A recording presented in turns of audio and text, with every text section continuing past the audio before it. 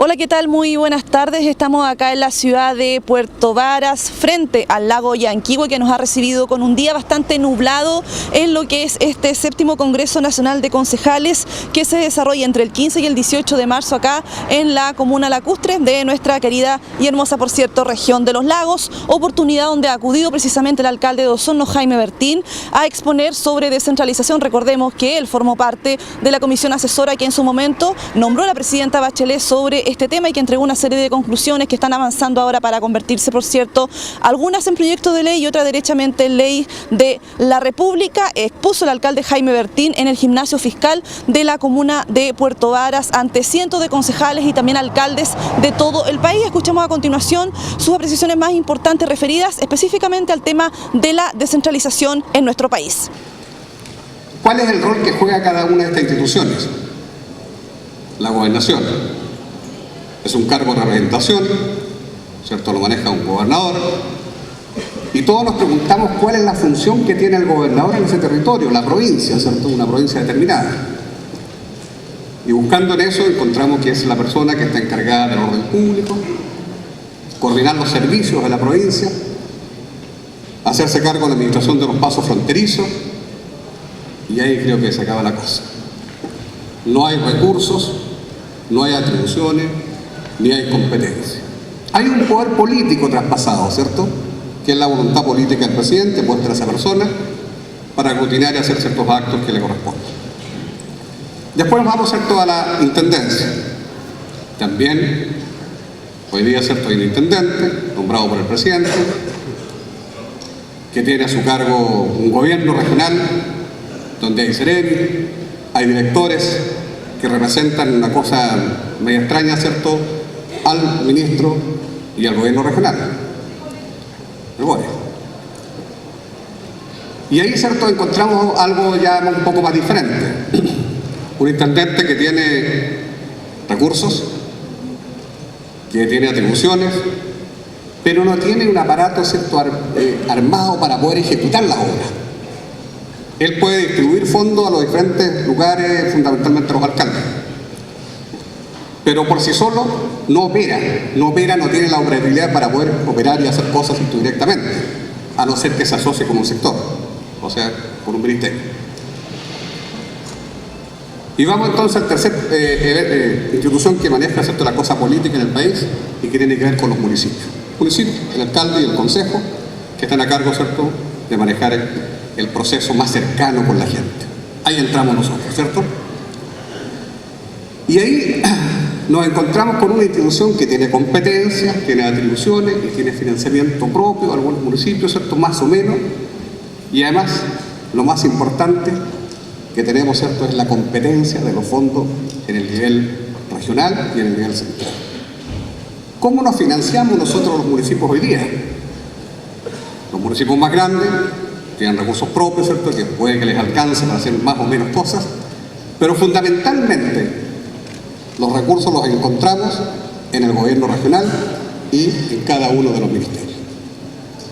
Y esto se traduce entonces en una competencia permanente y brutal, ¿cierto?, en torno a quien logra más recursos, ya sea en el gobierno regional o en los ministerios. Pobre de los municipios chicos, ¿cierto?, que no tienen un aparato, no se que hagan buenos proyectos, de vez en cuando tendrán, ¿cierto?, algún proyecto que sean financiados. Entonces, cuando hablamos, ¿cierto?, de estas competencias, atribuciones y financiamiento, estamos hablando de un problema que está, como bien lo decía Andrés, radicado fuertemente históricamente en este país.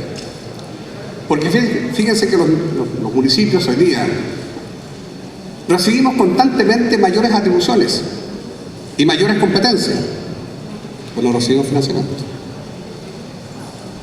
Cada vez que la ciudad, qué maravilloso que nos van a construir 700 casas, ¿cierto?, en un barrio nuevo, y vamos a tener la ampliación de la ciudad en un barrio totalmente, qué bueno para la comuna que está agrandando la comuna.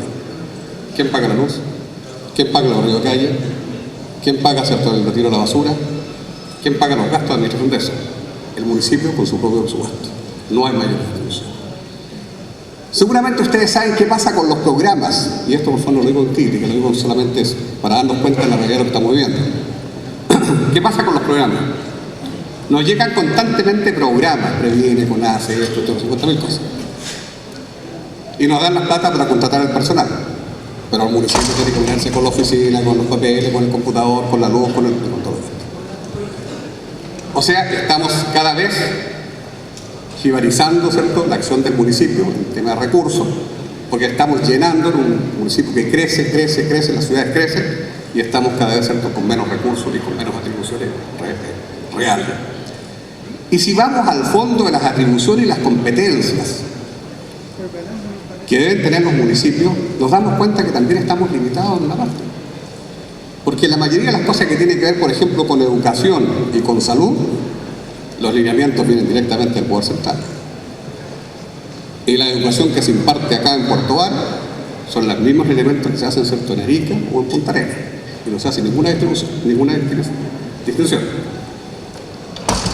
Entonces, reclamar más competencias y más atribuciones significa tener poder, ¿cierto?, para poder determinar en el territorio lo que tenemos que hacer o lo que debemos hacer. Pero conjuntamente con eso, ¿cierto?, tener entonces los recursos para poder hacer efectivo esas mayores atribuciones, mayores competencias. Entonces, hablar de regionalización hoy día es hablar de esperanza, es hablar de sueño, es hablar de un propósito. De un propósito que nos hemos hecho y quienes participamos en la comisión perfectamente, ¿cierto?, nos damos cuenta, o estuvimos ahí con mucho entusiasmo, porque tenemos una lucha pendiente. ¿Cómo hacemos, la pregunta que se nos presenta, cómo hacemos para que la regionalización o la descentralización se haga presente en las regiones de una vez por todas? Y podamos desde acá ser nosotros los gestores, los actores de nuestro propio destino. Les voy a contar una cosa. Yo cuando fui intendente en esta región, el presupuesto que yo manejaba en ese entonces, ¿cierto?, alrededor de 60.000 millones. Una buena cantidad, 60.000 millones. Que lo distribuían en un comienzo en 42 comunas, porque estaba, ¿cierto?, Valdivia incluido en esta región. Después se separó, que eran 30 comunas. Pero fíjese que Vialidad, el director de Vialidad, tenía un presupuesto de 90.000 millones. Solamente él. Y si yo sumo todos los sectores, educación, salud, vivienda, sobrepasaban los 500.000 millones, ¿cierto?, de inversión de los ministerios en la región, en comparación con lo que tenía, ¿cierto?, el gobierno regional para distribuir eso. Entonces, cuando hablamos, ¿cierto?, de cómo hacemos posible que esta descentralización se haga presente en las regiones, tenemos que ver, ¿cierto?, y apelar a la voluntad política de los ministerios, de los sectores, de las decisiones que tienen que tomarse. ¿Cómo sacamos ese poder centralizado y lo traemos directamente a las regiones? ¿Cómo hacemos posible de que este propósito que acá hablamos, de estos sueños que estamos hablando, vayan tomando cuerpo y se hagan realidad en el territorio que estamos viviendo? Todo esto, y perdona que lo traiga a colación, pero yo creo que es absolutamente necesario, esto de hablar de mayores competencias, mayores atribuciones y más recursos, ¿cierto?, para los gobiernos regionales y para los municipios, no tendría mucho sentido si en los municipios no se genera algo que es muy importante y que parece que hoy día en la tarde, ¿cierto?, está haciendo algo en el Parlamento, que son las plantas municipales. Nosotros hoy día, hablo en nombre de los alcaldes que están presentes, tenemos plantas municipales de hace 20 años. 20 años. ¿Y qué es lo que pasa? Para poder suplir las acciones, ¿cierto?, administrativas y técnicas dentro de los municipios, tenemos que recurrir a este tema de los programas, de los honorarios y de las personas a contratar. Y los honorarios no tienen responsabilidad administrativa. Por lo tanto, se va achicando el espectro y lo que queda, ¿cierto?, para poder hacer o cumplir bien las funciones de todo lo que se ha hablado acá, incluso en las charlas anteriores, ¿cómo lo hacemos cuando tenemos, ¿cierto?, un cuerpo técnico así y no podemos, ¿cierto?, contratar más gente? Teniendo más recursos no podemos contratar más gente. Es imperioso entonces buscar la forma como hacemos para que las plantas administrativas puedan ser aumentadas y podamos tener personal técnico para que podamos hacer las cosas como corresponde. A muchos de los alcaldes aquí presentes les gustaría tener una CEPLAN, ¿cierto?, con todos los profesionales necesarios para poder planificar el crecimiento de la ciudad en el tiempo. Yo creo que en pocas ciudades ocurre eso. En pocas ciudades ocurre eso. Porque simplemente estamos permanentemente con los pocos profesionales atacando lo inmediato las ideas que ocurren ahí. Porque alguien propone, dice hagamos esta calle, hagamos esta avenida, hagamos este barrio, pero no hay una planificación real en el tiempo por un departamento que esté pensando la ciudad y no estemos, ¿cierto?, improvisando permanentemente. Un poco con esto, estimados amigos concejales y alcaldes presentes, lo que quiero es dar un poco la justificación del por qué, como lo decía Enrique muy bien hace un rato, por qué queremos, ¿cierto?, la descentralización y la regionalización. Hoy día, el sistema, ¿cierto?, si queremos ser realistas, sigue siendo centralizado en una cantidad, ¿cierto?, tremenda. Hoy día los sectores invierten y hacen las obras desde Santiago, y en acá de repente nos avisan, se hacen un puente, hacen una calle. Está bien, qué bueno que ocurre que haya esa inversión, pero de repente también nos encontramos con cosas que son realmente entendibles. Porque de repente, ¿cierto?, ocurre que viene, por ejemplo, el Ministerio de Medio Ambiente al gobierno regional y le dice, mire, vamos a hacer un programa de recambio de calefactores en Chiloé. Vamos a cambiar 5.000 calefactores en Chiloé. Lanza la idea y ¿quién hace el financiamiento? El gobierno regional. O sea, las platas del gobierno regional las estamos volviendo, ¿cierto?, al sector, al ministerio. Todos esos programas que traen los ministerios deberían traer su financiamiento propio, ¿cierto? Debería ser así.